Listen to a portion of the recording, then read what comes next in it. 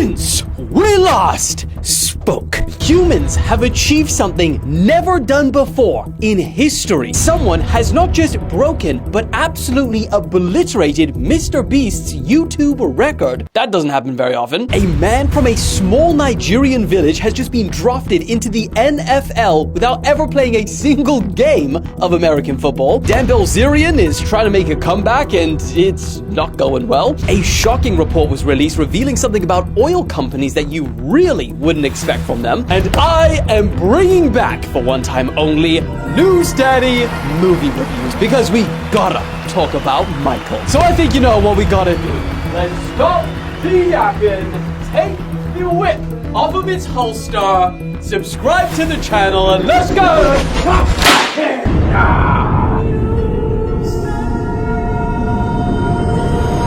Okay, let's start with something that you really don't hear very often. Someone has actually broken a MrBeast YouTube record, believe it or not. And guess what? Jimmy has already responded. So, if you haven't heard, for 9 days straight, this 23-year-old YouTuber from Poland streamed from his apartment, setting a new world record for the most money ever raised for charity by a content creator. Ready for the number? $70 million. Holy hell. Bro, actually imagine for 1 second, you're just this individual, you're just this YouTuber. You start a live stream, and you know what he was trying to hit initially? 140,000. Imagine your target being 140,000, and you hit 70 million and break all-time world records. Shoot for the stars, hit the moon? No? Shoot for the moon! Don't you shoot for the stars!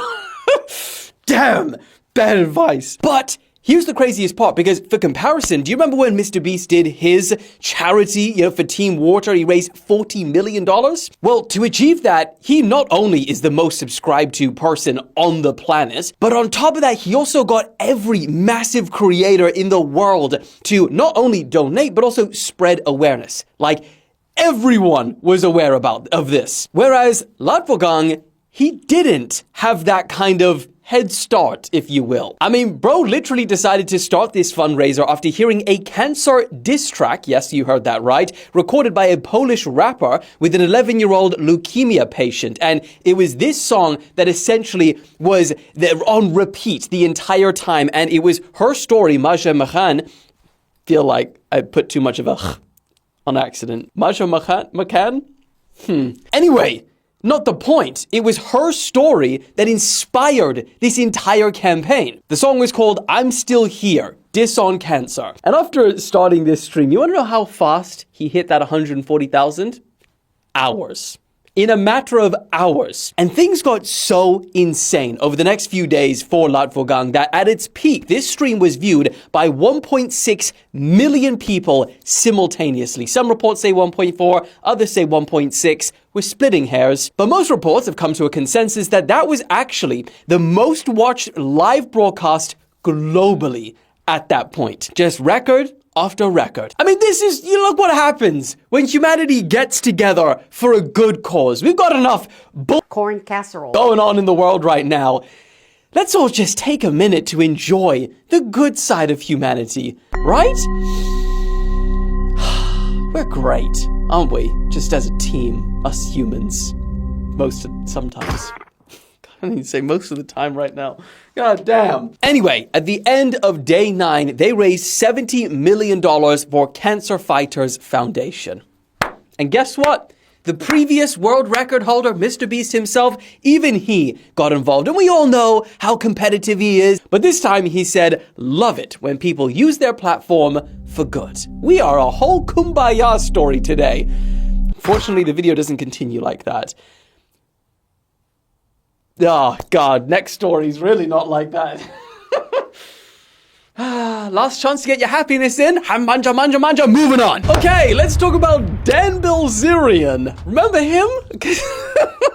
He's making a comeback. I mean, for those who don't remember, you gotta be like born in 2010 for real. But Dan BILZERIAN, you could arguably call him like the OG of OGs of not just like an Instagram influencer, but like he was part of the manosphere before there was anything called toxic masculinity or manosphere was even an idea. And I mean, at the time, this whole damn Bilzerian thing, it was new for everyone. We didn't really understand the concept. What is this influencer? Is this all real? He actually owns 20 Lamborghinis and 100 women want to lay with him a day? Really? It must just be because bro is buff and he's not on steroids.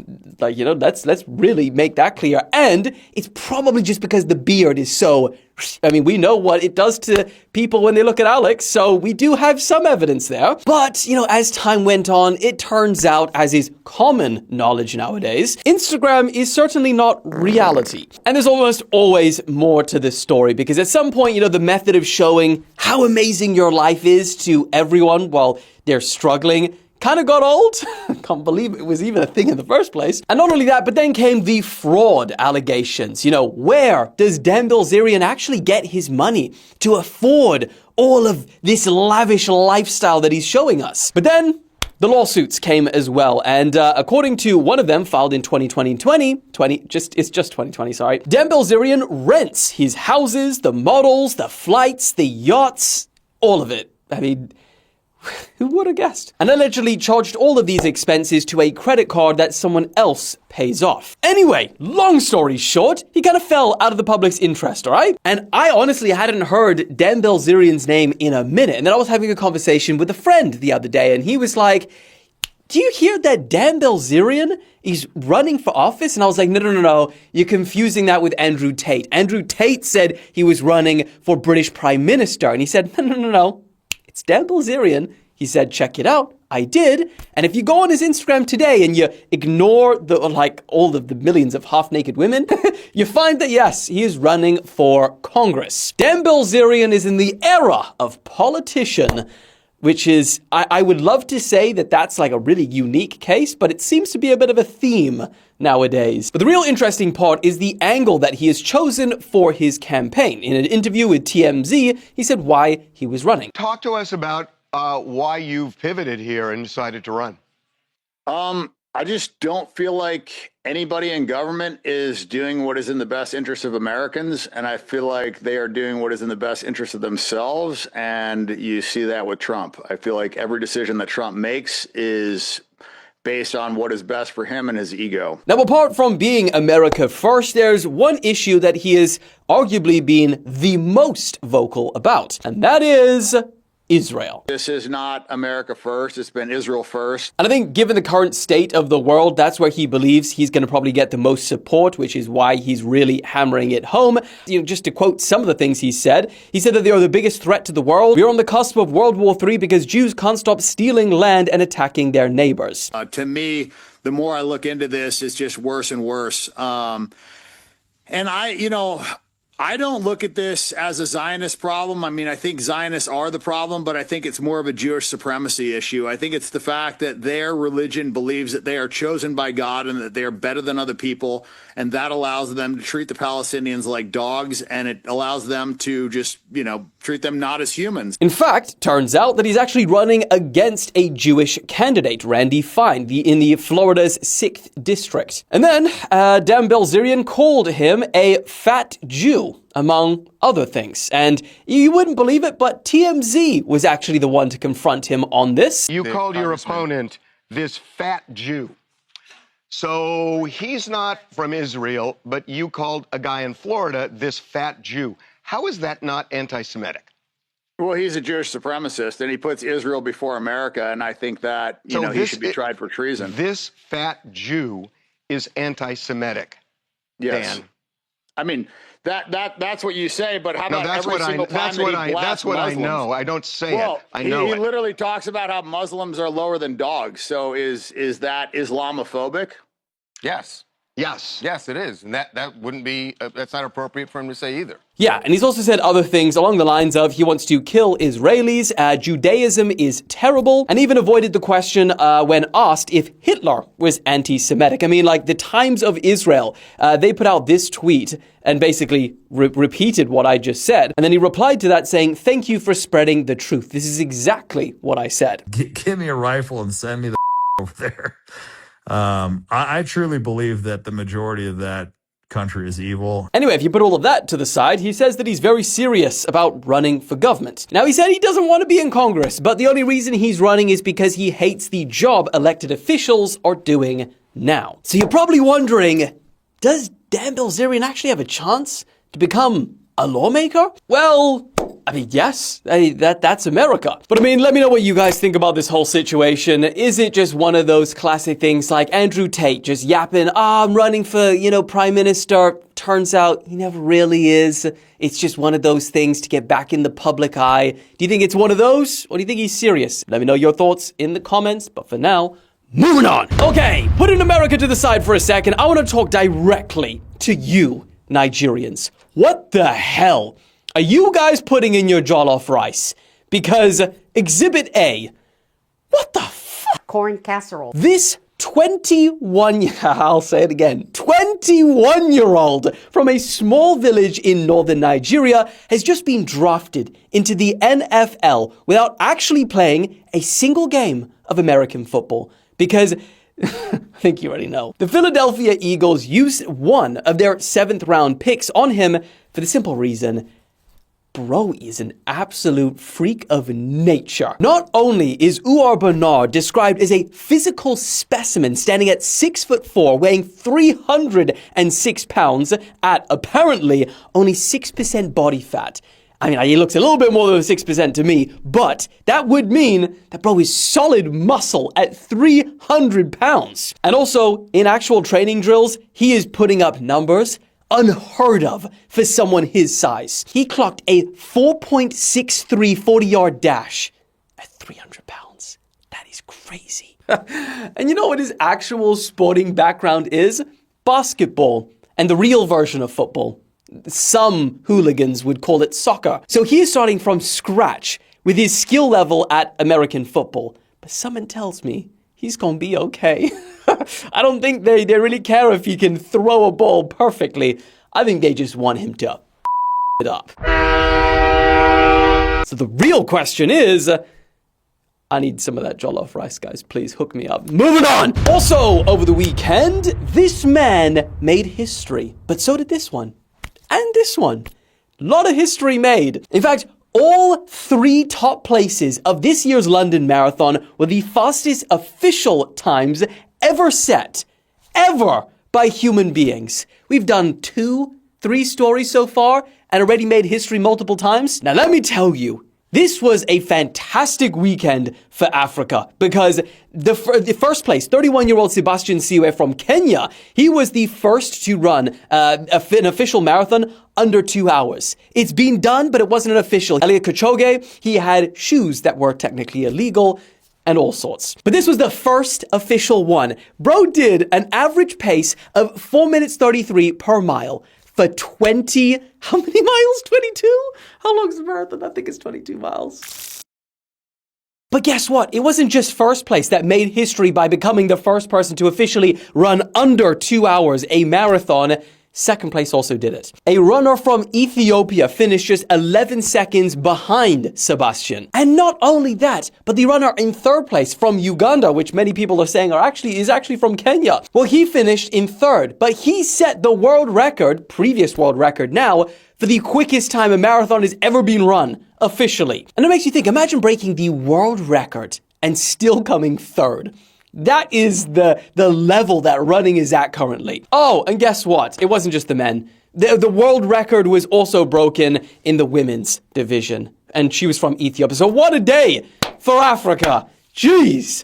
Moving on. Also over the weekend, as we are all probably aware of by now, there was yet another potential assassination attempt on not only the president, but Trump administration officials. But I want to do something a little bit differently today, instead of covering the details of the news. And if you want to know the details, I made a video on it, a TikTok, check that out. But I feel like there's something more important to address. And it's how a lot of people seem to be reacting and feeling about this situation. Because let me tell you, I have covered a lot of pretty insane news stories over the years. And I'll be honest, the reaction to what happened over the weekend is kind of something I haven't really seen before. I mean, go and look for yourself. In almost every video, it is flooded. It's like the most liked comments in every single video about how no one cares, how they believe that it was all staged, and much worse, which we won't even get into. And it feels insane to say, but I'm getting the impression that so many crazy things are happening around the world every single day right now that it's like we've almost got crisis fatigue. And because of that, instead of all of these pretty serious things feeling real, it just all feels like theater right now, like a big show. And honestly, as someone who is in this job covering this news every single day, I understand. And I mean, you guys will know the amount of geopolitical news that we have covered only to post it, and then everything shifts so quickly that by the time this video even goes out, it's the complete opposite of what we've reported. You know, we'll be like, okay, you know, Trump says there's a ceasefire, and then it posts, oh, no, we're targeting bridges now, and there we're gonna rain hell on them. And because of this, you're seeing how frustrated people are becoming and having to keep up with the latest, that it ends up just being like, all right, I'm out. I don't even care anymore. You just clock out. But the problem with that is that's exactly how propaganda works with these countries around the world. It's just this long, grinding process of not really knowing what the hell is real anymore. And obviously that is intensified with the amount of AI and bot channels that exist out there saying one thing and you don't know what to believe. And so what you're seeing a lot of the time in the comments is just like, I couldn't care less anymore. Let me know when something important that actually affects my life happens. But honestly, it's probably exactly at that point where it's probably most important to stay knowledgeable about what's happening, because as soon as there's all of the chaos and the distraction, then the real stuff happens. But I mean, ultimately, I guess that's my job. That's why you're subscribed to the channel, right? You better be. We do our best here at News Daddy to filter out what, increasingly feels like distractions and keep with what's important. Speaking of which, exactly case in point, the next story. So, speaking about stories that get swept under the rug when all of the crazy shit and distractions are happening, well, we're at a point now where all of us are paying higher prices, not just at the fuel pump, but generally across everything, food, travel, etc. And you kind of assume, well, it's war. Yeah, everyone is going to be struggling, but turns out it's not everyone. According to new reports, BP's profits for the first 3 months of the year have more than doubled during this war, which is kind of not what you would expect. The BBC report the energy giant reported profits of 3.2 billion between January and March after, quote, an exceptional performance in its oil trading business. And I thought it was kind of mind-blowing hearing that, because you'd think as an oil energy business, the worst thing that could happen for that business is for 20% of the world's supply of oil, or your supply of oil, to shrink. But clearly, that's not the case. And in fact, it's the opposite, which feels kind of like the wrong incentive structure. And the thing is, it's not just BP. CNN report that 6 of the world's biggest fossil fuel companies are on track to make almost $3,000 in profits alone every single second this year. $3,000 a second. They've made so much money by this entire video. Analysts found that the total projected oil profits for 2026 for all 6 companies will stand at approximately $94 billion. And it's just crazy to think that comes at a time where households across the globe are grappling with this cost of living crisis partly because of oil. We started with so many good news topics and now we're back at it, huh? Moving on. Okay, I think that calls for a bit of a change in mood, because I know I said that I was going to retire it, and I'm not a movie reviewing channel, but guess what? We've got to review Michael just this one time, and after this, it's retired again, never to be reviewed again, a movie. Because all the way back when they released the trailer of this movie, I said, I have to watch this. So I left the house. I got out of the garage and I went on Saturday, and this 39%, 97% Rotten Tomatoes split between critics and audiences, let me tell you, it actually makes sense. Now, this is going to be a spoiler-free review, but let me tell you, I don't care whether you hated Michael Jackson or you loved him.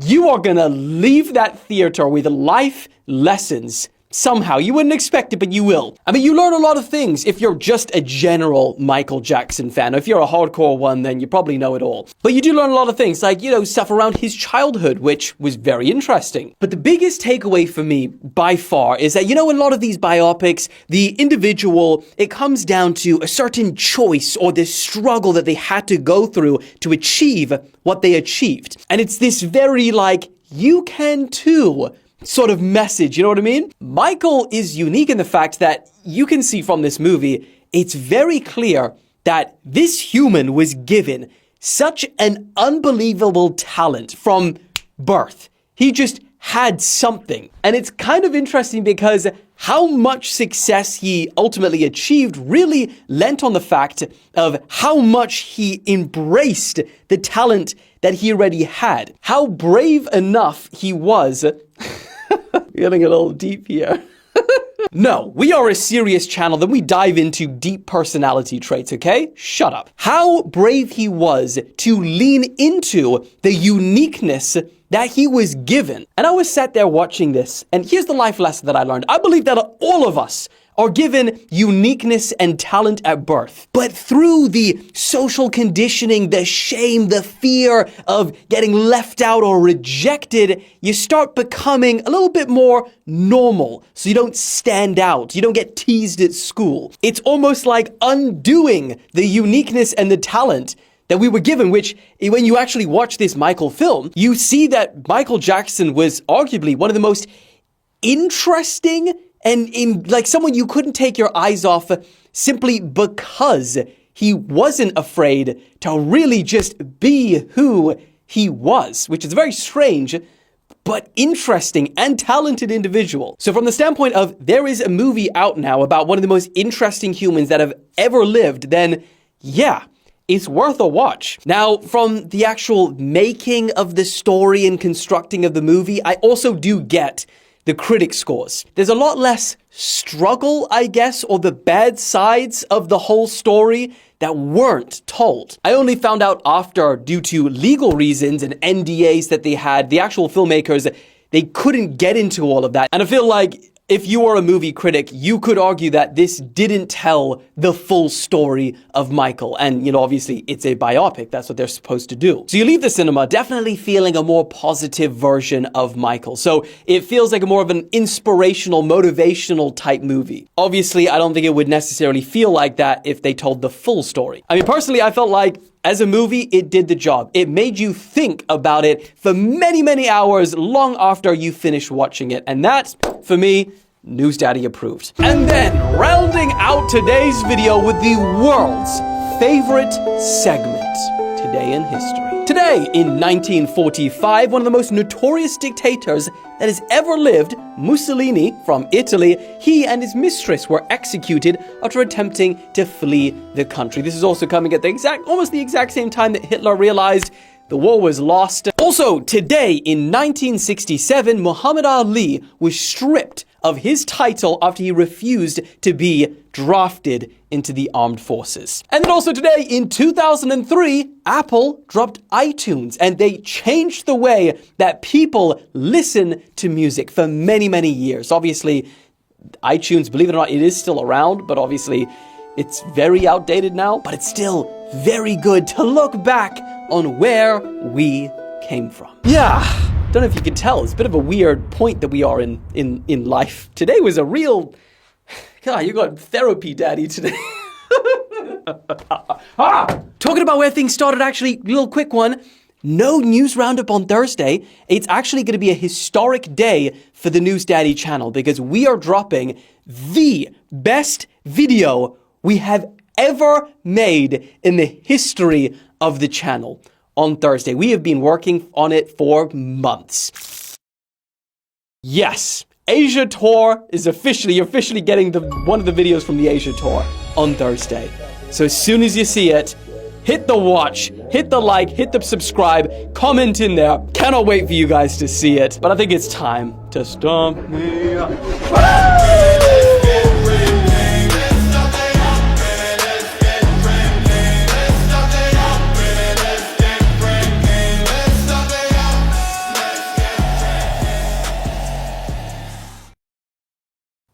the pin off. Imagine I'm walking around here barefoot and I step in that. Sheesh! That ruined my day.